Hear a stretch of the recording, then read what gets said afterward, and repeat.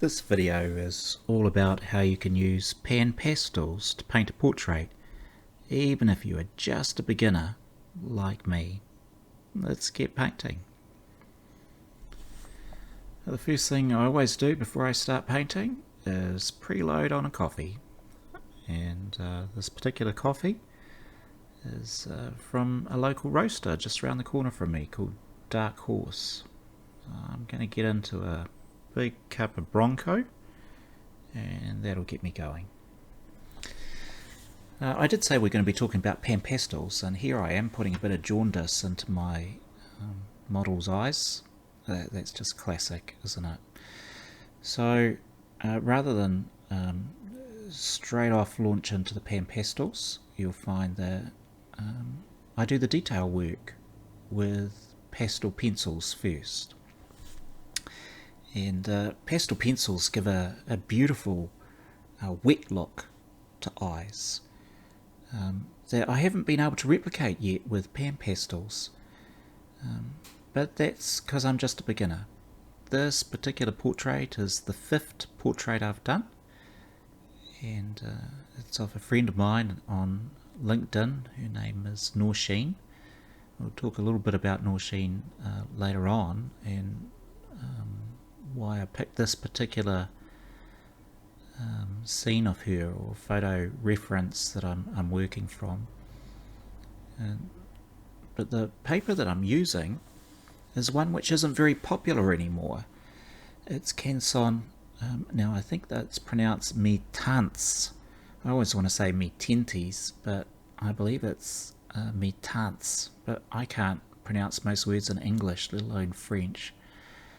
So you'll just have to look it up.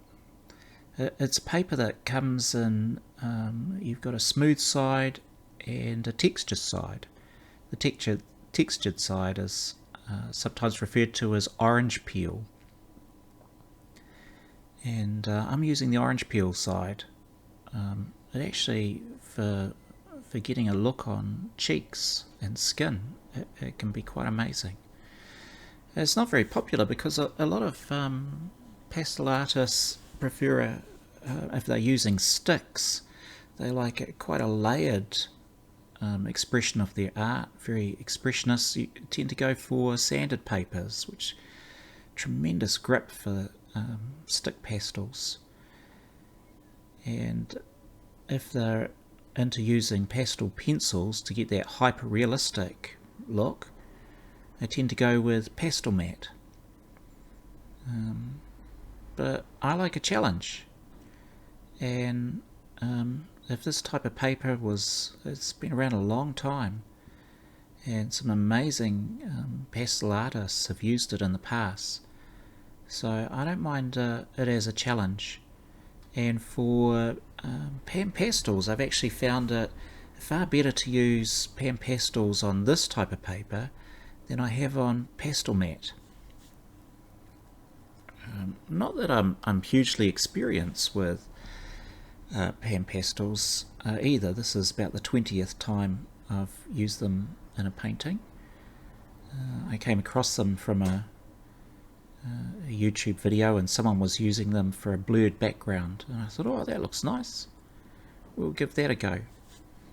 And so I just used them for backgrounds for a while, and then I came across a YouTuber by the name of, well, he's not really a YouTuber, he's done some demos on YouTube for pan pastel. His name is Les Darlow. I really recommend, if you want to feel inspired, go look him up, Les Darlow. Just an amazing pastelist, and he just whips through with his pan pastels. He said in one video, you don't need to use them as a background, use them for your whole painting. He tends to do skyscapes and seascapes. Here we go, there's the eyes done. We don't want to waste time on doing eyes. This isn't an eye video or a pencil one. We want to get into the pans. And here's a few tentative marks. You'll see we're using classic wedge sponge to begin with. And we'll go, yep, wow, that coffee really kicked in. This is what happens when you have a Bronco from Dark Horse.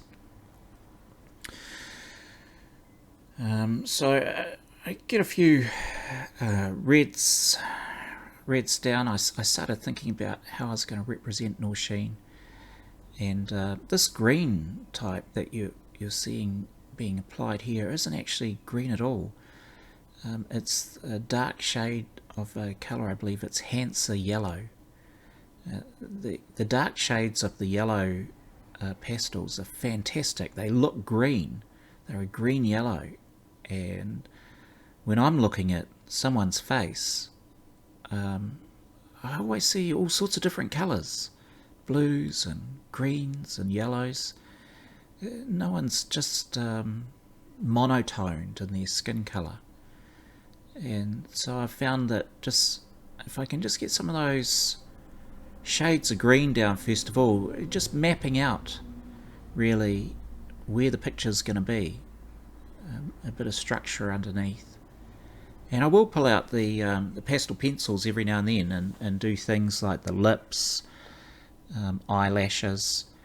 I just these little palette knives or sponge knives, the soft tools that you use with pan pastels, they're fantastic, and you can use them in all sorts of different ways using the corners. But for detailed work, I just, oh look, we're on to our second coffee, which reminds me I've got one right next to me. Yep, those eyes took me a whole hour to do. That's why I just skipped it. This isn't a video about doing eyes. There's lots of fantastic videos you can reference if you want to look at people doing eyes. Beautiful work. Here I am. I do use the blues and reds to get a bit of warmth in the shadows. Love using a dark green on a dark red for blacks. Very rarely will you see me using white. No white pans are used on this particular portrait, and if you had noticed the white pastel pencil when I was doing the highlights, sort of the lens, what would it be? It's the light from that's reflected from the actual light sources and Norsheen's eyes. That little white pencil was a General's white charcoal pencil. It does the most amazing bright whites. You only need a little bit. Most of the time I'm using ultramarines for white.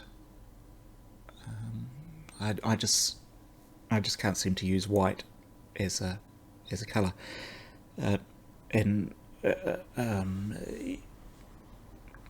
light greys are also fantastic. If you can get a grey into a picture, that's really fantastic. There's so much grey around us in the world. I kind of try and get it into the face as well, but a grey seems to be quite important. So what have we covered so far? We've talked about paper. Oh, the paper, did I mention it was moonstone is the tone of this particular paper. Maybe my lighting wasn't that great. It's more of a very light brown. It's looking a bit green at the moment in the video, but you can see it in the finished portrait on the side there is more truer to it. Now I put up the finished portrait of Norsheen rather than the reference photo, and that's because I'm not a colour photocopier.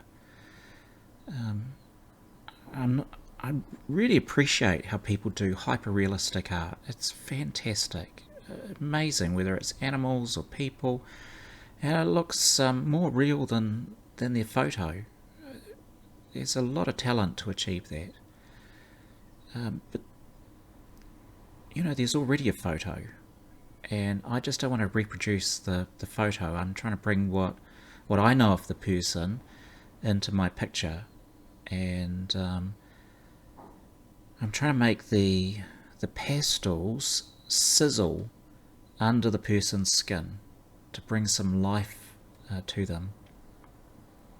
Now, that's why I've just got the finished portrait at the end, so you'll see what I'm trying to get to. And the terrible thing about doing a portrait is for 80%, the first 80% of the picture, honestly, it looks terrible, just awful. And when you're starting off as an artist, most of the time you're going, how do I fix this? This is, what a mess. What am I going to do? And it's really stressful. And especially when you're looking at something so perfect as a photo, and you're trying to compare what you've got to the photo, you go, that doesn't work, that's not right. So, and this is a little charcoal pencil I'm using for the eyelashes, and a little bit of detail there. I don't mind mixing in a bit of charcoal, big deal. Don't panic about these things. It seems to sit nicely with the rest of the pastels. So when I'm doing a painting, I've learned that stop trying to make it so real. When you're just starting off, why make life hard for you? Do what comes out of your heart. How do you feel about the subject? Do you have some sort of connection to what you're painting? And that's more going to help shape the picture than just trying to replicate what you see.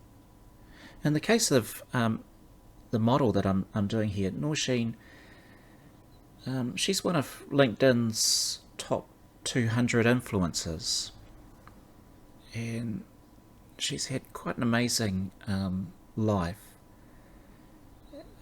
Does a lot of posts and videos about how to present yourself in front of a camera. Just excellent. Lots of fantastic information. And Noorsheen herself has done a bit of acting and improv. And she's got this amazing ability to dial up and dial down her personality. And normally in her photos, she's got this amazing warmth, not just in her skin tones, but in her personality. A beautiful smile. She knows how to project herself, and has got this great brand where I don't know if she's ever going to get rid of that beautiful magenta and blue violet hair, because she pairs it so fantastically with a complementary colour of yellow, this really rich, deep yellow, and how she dresses and the background that she chooses for her photos. But she did a post where she was talking about something quite stressful happening in her life. And because she's done improv, she knows how to dial her emotions, as I said, and so she had this quite sad face. And I decided that was exactly what I was looking for. Her eyes were just magnificent in the photo.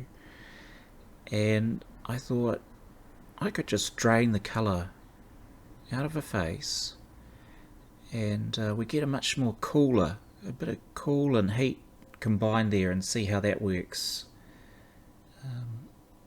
in the portrait. And if you're interested actually in meeting Noorsheen, you can find her on LinkedIn. If you want to follow me there, that's fine. Just send me an invite, David Ketchen at LinkedIn. You'll see my artwork and how I'm clowning around with all my friends there on LinkedIn. And one of the posts I did was I just did the eyes, just Noorsheen's eyes, and put it up and said, who's this? And immediately everyone just goes, that's Noorsheen. They just recognised her eyes. And then when I put up the final portrait, posted that, everyone went, yes, yeah, that's Noorsheen. Poor Noorsheen herself, it's quite different from her normal look. And she said she had to go and process it. So I was having a chat with her, and but she sent me this lovely message. I'll just read it to you because I thought it was great. And this is the connection we want to have with, if you are doing a portrait of someone, it's so much nicer to do someone you know or that you can talk to or someone you've got a connection with. And Norshin says, I love that people still recognise me, despite the serious expression being a rare one. It was a humbling and heartwarming moment for sure, one that I'll remember. So thank you for making that happen, very unexpected. I was telling my husband, the weirdest thing is for people who have never met me to see a drawing of me and recognise me. But I don't feel like they're strangers anymore. It's just a very heartwarming and surreal feeling. Which her comments were actually quite a relief to me, because we do want to flatter our subject. There's been different people that I've wanted to paint, and I go, oh, I'm just not quite good enough to give them the respect that they deserve in a painting. So I've only been painting for 2.5 years, since 2020 when COVID hit, and we were all bored in our lockdowns, and I thought, what am I going to do? And I picked up some pastels and did a painting, and it was truly awful, absolutely rubbish. But I posted it on LinkedIn, and lots of people said, oh, that's really good, oh, you've got something there. And I've got no artistic ability in my bones. I'm not talented. So I thought, I wonder how long it would take to learn how to paint on my own, with, not going to any schools or just looking at some YouTubes. How long will it take me? And I've been in business for a long time and trained people and helped them become competent at what they do. And normally it takes about 3 months for someone to learn a job. And a painting for me normally was taking about 10 to 20 hours. So I figured, oh well, about 50 paintings would equal about 3 months work, at a business. I should become competent by then. And so I set myself the goal of doing 50 paintings, and this is number 50. And so now I kind of feel like I know a little bit of what I'm doing, but also know I've got a long way to go. But if you're interested in sticking with the channel, I've decided to do another 50 paintings and get to the 100 mark, because I kind of think, well, if I get to 100 paintings, surely by then I'll have a much better idea of what I'm doing. And because if you haven't got talent, then you better learn how to practice. And and when I say learn how to practice, I mean, it's, in our heads we go, oh yeah, I'd like to do that. But actually thinking and dreaming about something and then getting on and doing it is quite different. So I'm going to be doing some portraits and in this 50, and some are going to turn out fine and others are going to be absolute disasters. And that'll be fun, because I'll just post the disaster as well and talk about, well, what did I learn? What went wrong? And so anyway, here we go. I'm using greys here. They might look a bit white in the video, but these are all my neutral greys, 3 tones, light tone, mid-tone and dark. We don't really want to do detail on Norshin's, I want to say shirt, but we'll just settle for top here, because the focus for the painting is the eyes, and if you try and get too much detail all over the place, everyone's eyes just, I just find it too busy myself. You might really enjoy that, so I don't want to knock anyone else's what they enjoy, but I just want a suggestion of what she's wearing. I was pretty happy with the folds in the arm. That seemed to work out okay. The hair was, I've done hair with pastel pencil on pastel matte, and it can look fantastic. Don't get me wrong, pastel matte with pastel pencils is fantastic, beautiful medium and substrate to use. But to try and do here with just Pastel, that was something else. And I couldn't quite get the colour that I wanted. Very rich magentas and blue violets. I tried dropping in some permanent red, and I think it's Phthalo Blue, to see if I could bring it out a little bit more. But in the end, it's a painting, right? It's not a photo reproduction. Now that side of poor Norsheen's face with the blue, I just spent so long going back and forth on that too. I'm still not happy with it. Sometimes, you know, some things work and some things don't, and it's a learning curve. And you're just trying to have fun while you do the painting. You're thinking about the person you're painting, and are they popping through in the picture? Take that time to step back and have a look. And I was just so pleased with the reaction that everyone on LinkedIn had with this particular portrait. I just thought I'd slow it down here just so you can see how painfully slow I paint. If you love watching paint dry, you've got to follow my videos, because you know you'll be in heaven, because all I'm doing is putting on dry paint. The pigments are amazing and pan pastel, but just little dabs here and there.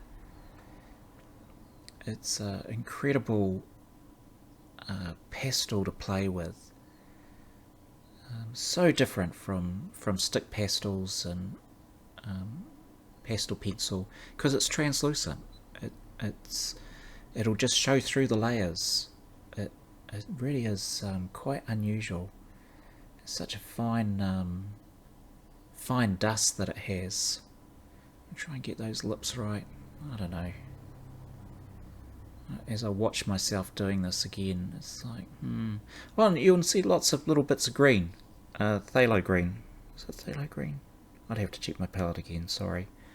But quite happy to drop in those greens for contrast. It just makes such a difference to have those different colours that the rest of it pops. And there we go. We've done it.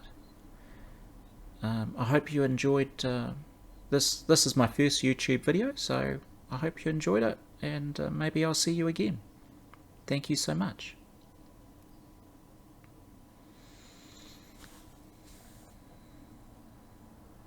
I might go and have a coffee. Here we go. Here's my terrible little signature going on. I'm definitely going to go and have a coffee. That was great.